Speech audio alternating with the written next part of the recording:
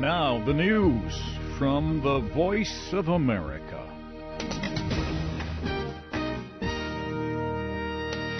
Military target in Damascus hit by Israeli missiles, and new Libyan law could force Prime Minister from office. I'm Christopher Cruz reporting from Washington.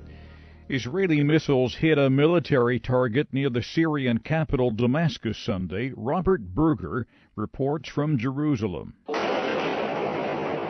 Loud explosions rocked Damascus as the Syrian news agency says Israeli missiles blasted a military research center near the capital. Foreign intelligence sources say Israel hit sophisticated Iranian-made missiles believed to be headed to the Islamic militant group Hezbollah in neighboring Lebanon. These are said to be extremely accurate guided missiles, unlike anything Hezbollah has in its arsenal. There was no official comment from Israel on Sunday's pre-dawn attack, but Cabinet Minister Uzi Landau dropped a strong hint.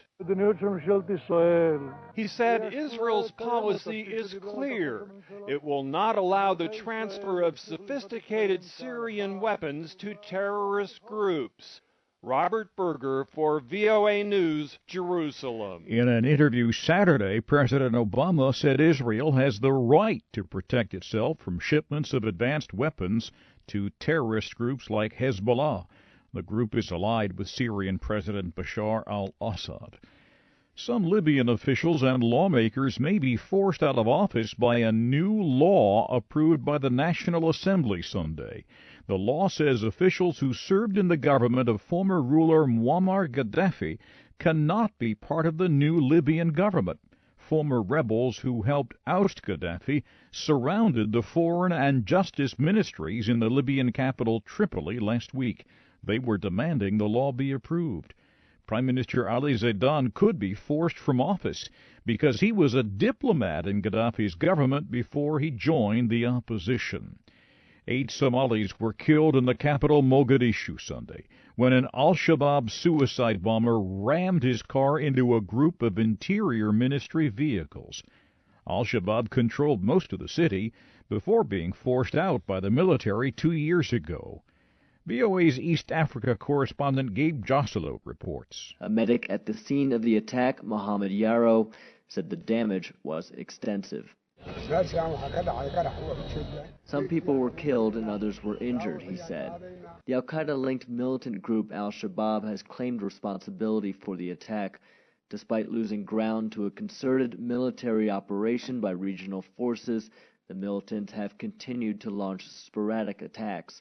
Al-Shabaab still controls towns and villages in southern Somalia, while the new government is working to strengthen national institutions weakened after 2 decades of civil war. Gabe Joselo, VOA News, Nairobi. And on that note, Somali officials will be in London this week to meet with officials from countries that want to help Somalia rebuild. Rescue workers in Bangladesh have found more bodies in the rubble of a clothing factory that collapsed last month. The death toll has now risen to more than 600. Officials released the new count Sunday. They said they believe more bodies will be found. The building collapsed April 24th with more than 3,000 people inside. At least 9 people have been arrested, including the building's owner, the owners of several factories housed inside the building, and engineers responsible for the building's construction. The coalition that has governed Malaysia for 56 years has survived the closest election since it took power when the country gained its independence from Britain in 1957.